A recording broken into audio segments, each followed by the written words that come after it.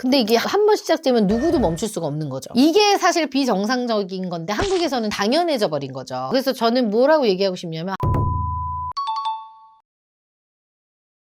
PD님들 직장인 기준에서 제일 무서운 달이 언제인 줄 알아요? 연말하면 연초 아니에요? 아닙니다. 바로 5월하고 10월 이 두 달이에요. 왜요? 왜냐하면 사람들이 결혼을 가장 많이 하는 달이래. 근데 뭐가 문제냐면 이 시즌에요. 청첩장이 매달 막 두세 개씩 들어와. 그런 경험 없어요? 이번 달만 되게 많았어요. 그럼 봐봐. 예를 들어 내가 10만 원을 축의금을 한다고 하면 3건이야. 그럼 어떻게 한 달에? 30만 원. 두 달이면 얼마예요? 40에서 60. 이렇게 축의금으로 증발이 되는 거죠. 그러니까 이 40에서 60이라는 이 큰 돈이요. 축하라는 이름표를 달고 빠져나가버리는 거죠. 이게 진짜 심각하게 뭐냐면요. 뉴스에도 나왔더라고요. 모바일 축의금이 평균 10만 원을 넘었다. 우리 PD님도 얼마씩 해? 대면대면 하면 한 10만 원은 주는 것 같아요. PD님은요? 10만 원이나 준다고요? 원래 5만 원 줘야 되는 거 아니에요? 원래 5만 원이었거든요. 우리 때만 해도. 많이 바뀌긴 했지만 얼마 줘요? 저는 얼마 전에 자주 연락하지 않는데도 20만 원 주고 왔어요.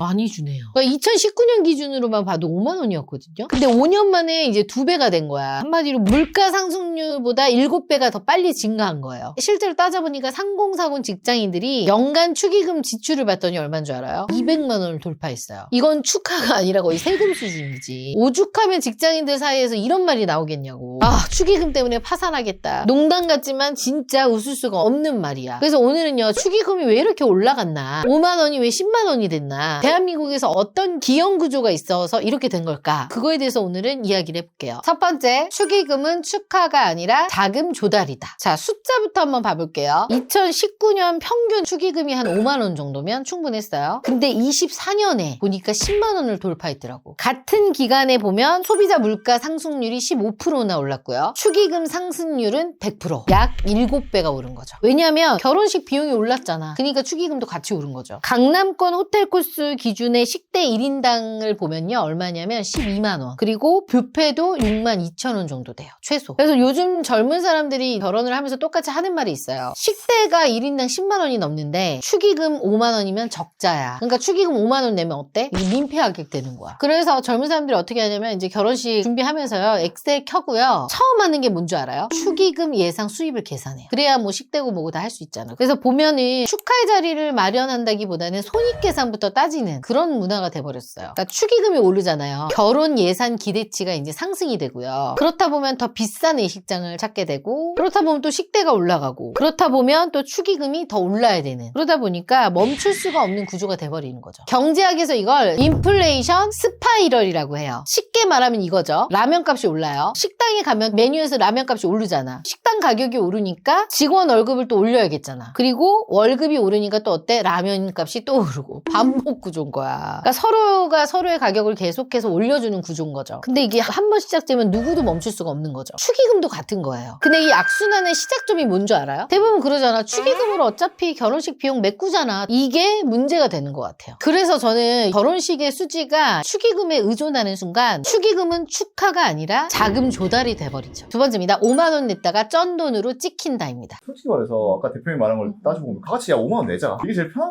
거 아니에요? 너무 좋은 질문이야 이거. 근데 호정 PD가 10만 원 했어. 그럼 우리 PD님 뭐라 그럴 거야? 아니 저도 10만 원 해야 돼.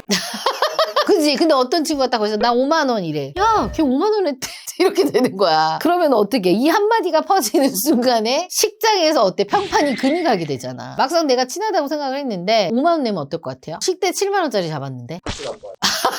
봐봐, 다시는 안 본다는 얘기가 나오잖아. 게임 이론에요. 죄수의 딜레마라고 있는데요. 내가 협력을 한다고 해서 5만 원을 해. 근데 상대가 10만 원을 해버려. 그럼 어떻게 되는 거야? 나만 손해인 거죠. 결국 모두가 10만 원을 내는 내시 균형에 갇힌 거야. 반대로 옆나라 일본은 축의금 얼마일 것 같아요? 우리나라 비슷하지 않을까요? 의외로 되게 많더라고요. 3만 엔. 우리나라 돈으로 30만 원. 그러니까 관계에 따라서는 2에서 5만 엔 범위이지만 명확한 기준이 있어서 큰 고민을 안 한대요. 근데 우리나라는 어때요? 관계, 직급, 지역. 나이에 따라서 천차만별. 예를 들어 우리 아들이 결혼하는데 얼마 낼 거야?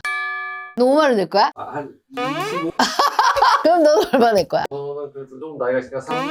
30? 지금 네가 내 밥을 먹은 지가 몇 년인데 30을 내? 피디님 얼마 낼 거예요? 여기서 25, 30%니까 저는 최소 30부터 시작. 이런 것처럼 한국은 기준이 없어요. 그러다 보니까 결혼 소식을 듣는 순간 가장 먼저 하는 생각이 축하해가 아니라 얼마 내지?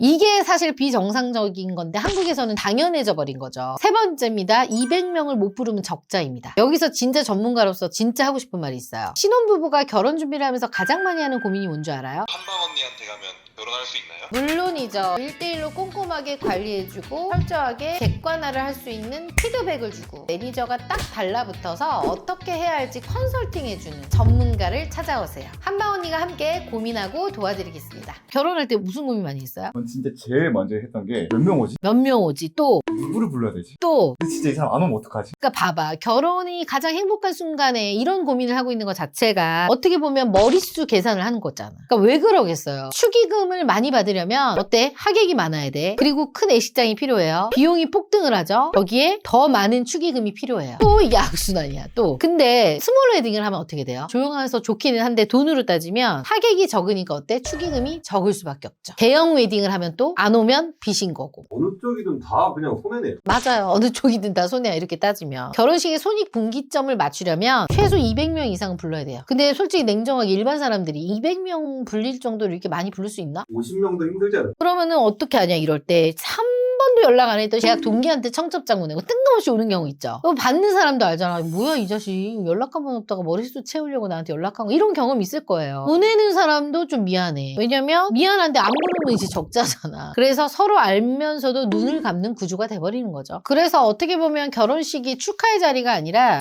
손익분기점을 맞추는 게임의 자리 이런 거 같아서 참 저는 이게 싫어요. 솔직히. 그래서 저는 이런 기형적인 구조는 좀 바뀌어야 된다고 생각하는데 이게 쉽게 바뀔지 모르겠어요. 네 번째입니다. 결혼식에 3억 쓴 커플이 3년 만에 이혼했다. 이게 무슨 말이에요? 제가 최근에 돌싱남을 상담하면서 기억에 남는 사례가 하나 있는데 이분이 아마 3억짜리 결혼식을 했어요. 꽃장식 엄청 하고 강남 호텔에 하객이 한 400명 정도 왔다 그랬나? 축의금 수입이 거의 한 2억 가까이 됐대요. 근데 알고 봤더니 나머지 1억은 대출이었던 거야. 왜요? 3억을 썼는데 2억밖에 안 들어왔으니까. 신혼여행을 다녀오자마자 서로 대화를 나눈 거죠. 이번 달 대출 이자 나가는데 어떻게? 현실 세계에 들어온 거죠. 그러니까 3년 버티다가 결국에는 이혼을 한 거예요. 반대 사례도 봤어요. 결혼식하고 뭐 하는데 500만 원 쓴 거죠. 근데 이제 부모님한테 욕먹은 거야. 조금 더 과하게 하지. 남들 보기도 창피하지 않냐. 근데 그 커플들이 한 말이 기억이 나요. 우리는 그 돈으로 차라리 전세 보증금을 보탰어요. 결혼식은 한 하루뿐인데 집은 매일이잖아. 근데 지금 그 커플이 몇 년 차냐? 거의 8년 차 거의 다 돼가고 있죠. 애도 낳고 너무너무 잘 살고 알찌게 살고 있어요. 어떻게 그렇게 잘하세요? 내 얘기니까. 진짜 대표 500만 원. 저 500만 원 주고 했어요, 진짜. 아주 추운 날. 사람 안 오는 시간에. 대표님도 지인분들 한 200명 이상 오셨어요? 아니요, 저는 딱 제 친한 친구도 200명 안 됐고요. 친구들이어봤자 진짜 한 10명 됐나? 그럼 그걸로 메꿀 수 있었어요? 안 메꿨지, 나는. 저쪽에서 다 메꿨지, 남편 쪽에서. 근데 누군가는 민망하지 않았어요. 이렇게 생각할 수 있잖아요. 근데 모르겠어요. 지금까지 나는 그게 너무 잘한 선택이고, 이제 그런 건 하고 싶어요. 만약에 이제 20주년, 15주년 이런 결혼식이 있으면, 어떻게 보면 차라리 직원들을 데리고 파티를 하는 게 더 낫지 않을까? 축의금 받는 거예요? 받아야지. 그래서 제가 이 얘기를 왜 하냐면 축의금의 문제는요 부모님 세대의 얘기일지도 몰라요. 그래서 엄마들이 아빠들이 우스갯소리로 그 얘기하잖아. 내가 퇴직하기 전에 니네 빨리 결혼해야 그동안에 뿌린 거 다 걷어들인다 이런 얘기 하시잖아요. 이런 한마디 때문에 커플들이 원하지도 않는 대형 결혼을 해야 되고 돈을 막 걷다 쓰잖아. 돈이 많으면 써도 상관이 없지만 이렇게 무리해서 할 필요는 없다는 거죠. 그래서 저는 솔직하게 묻고 싶어요. 체면이 과연 누구 체면을 위한 건가? 부모님을 위한 체면인가? 나를 위한 체면인가? 부모님 체면 때문에 자식이 빚을 지는 구조 이거는 하면 안 되는 거죠. 그래서 저는 뭐라고 얘기하고 싶냐면 결혼식은 하루고 결혼은 평생이다. 그래서 오늘은 축의금 10만 원이 당연시되는 이 시대에 대해서 한번 이야기해봤는데요. 이거는 단순히 물가 문제가 아니라 한국 결혼 문화의 구조적인 문제입니다. 그래서 예전부터 제가 이거에 대해서 꼭 다루고 싶었는데 오늘 또 이렇게 얘기를 하고 나니 또 여러분들도 생각하실 수 있는 시간이 좀 되셨으면 좋겠네요. 저희 채널에서 연애나 뭐 결혼에 대한 문제로 사회적인 문제를 다룰 거니까 혹시나 저를 통해서 듣고 싶은 얘기나 이런 게 있다면 댓글로 남겨주시면 저희가 또 참고해서 제작을 해보겠습니다. 그리고 여러분들은 최대 축의금을 얼마까지 해봤고 앞으로 많이 한다면 얼마 정도 할 생각인지 댓글로 남겨주시면 저희도 재밌게 보겠습니다.